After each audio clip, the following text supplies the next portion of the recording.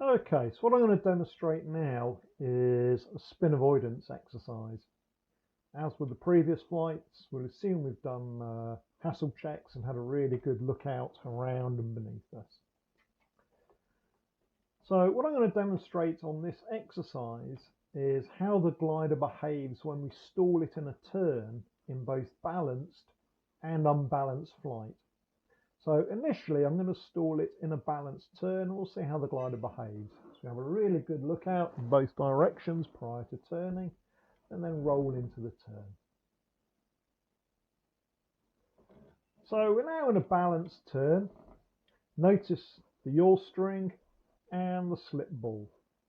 What I'm going to do is just slow it down gently until such time as the aircraft stalls.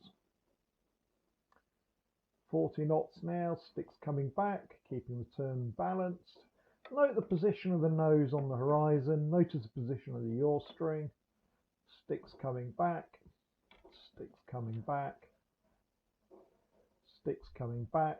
We have the buffet now, sticks hard on the backstop. Notice the position of the nose on the horizon, it's slightly high. Notice the yaw string is slightly out to the left and the slip ball is slightly to the right. So we're in a balanced, fully stalled turn and it's just dropping a wing now. So we move the stick forward, roll the wings level with coordinated controls and then return back to the normal attitude. So we did probably several turns fully stalled before the aircraft departed. What I'm going to demonstrate now is what happens if we stall the glider in unbalanced flight, in other words, in an over-ruddered turn. So again, have a really good look out, left and right, make sure it's clear, and then look back over the nose again. Rolling into the turn, but leaving in too much rudder.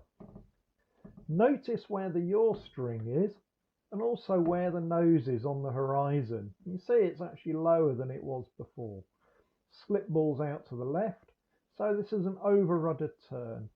Bringing the stick back now, the nose is still relatively low, there's some buffet, and immediately the glider drops a wing to the right. So it sticks centrally forward, roll the wings level with coordinated controls, and then return to the normal attitude. So although we had the same warning, the glider departed much more rapidly in an over-ruddered turn. So what you want to take away from that is whenever you turn a glider, ensure it's imbalanced. It offers much more protection over the spin than an unbalanced turn. So what we're going to have a look at is spinning and spiral diving. First thing I'm going to show you is the spin, and I want you to notice the symptoms and the recovery. So when we're spinning, you'll notice a high rate of rotation, a low or fluctuating airspeed, and the G will feel fairly normal. So because the glider is going to lose a lot of height, we need to do thorough hassle checks. Height, well in this case we're at just under 6,000 foot, which is absolutely fine. Airframe is cleared for this manoeuvre. Max manoeuvre is 79, VNE is 136, I believe. Straps tight. Security, make sure there's no loose articles in the aircraft. Location is absolutely fine. We're not over a built up area and we're having a really good look out beneath as well as out to the side.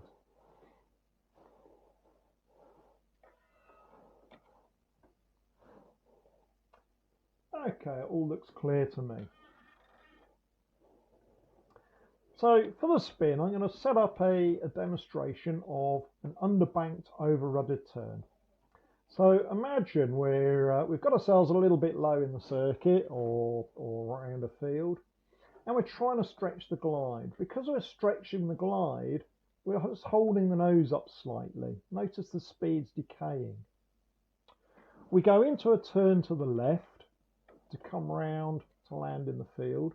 But at this angle of bank, notice we're not actually turning very rapidly. If I start to apply rudder, it appears to make the turn more rapid. It isn't. I'm just yawing the glider. I'm holding the nose up with the elevator and holding the bank off with the ailerons, and eventually the glider spins. Notice the high rate of rotation, the low fluctuating airspeed. To recover, we apply full opposite rudder, move the stick centrally forward till the spinning stops, centralize the rudder, and then recover from the dive. So that was a normal spin. What I'm going to demonstrate now is a spiral dive, which is similar to the spin, but the glider's not stalled.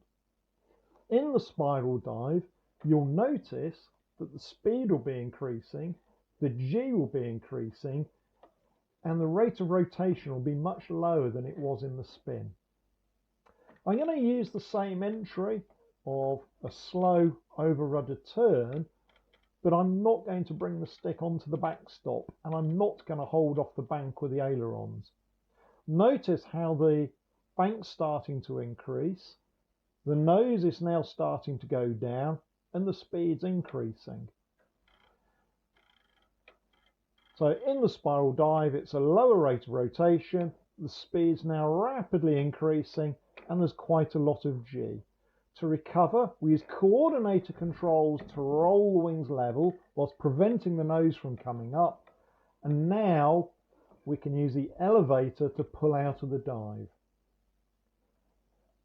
And then return back to the normal attitude. So on the recovery, it's always roll and then recover from the dive. Okay, what I'm going to do in this demonstration is show how a glider may spin if we tighten the turn with insufficient speed. So, as with other exercises, we'll assume that we've done our hassle checks and we've had a really good look out all around us and below, and it is clear. Now I'm going to do a turn to the left, so we'll have a really good look out to the right, to the left, make sure it's clear, and then back over the nose again. So I'm rolling into the turn, and just over 40 knots for this angle of bank is fine in this glider, albeit a little bit on the slow side. I'm also going to over-rudder the turn slightly. Notice the nose is low and the yaw string's pointing into the turn. If I now tighten the turn up without increasing speed, the glider spins. Full opposite rudder, stick centrally forward till the spinning stops, centralise the rudder, and then recover from the dive. You'll notice as the turn tightened, the glider spun very readily, and that is because we had insufficient speed for the angle of bank I was using, and it was over-ruddered. So, two things you need to remember. If you need to tighten a turn for whatever reason, make sure you've got enough speed to do it, and you use a balanced turn.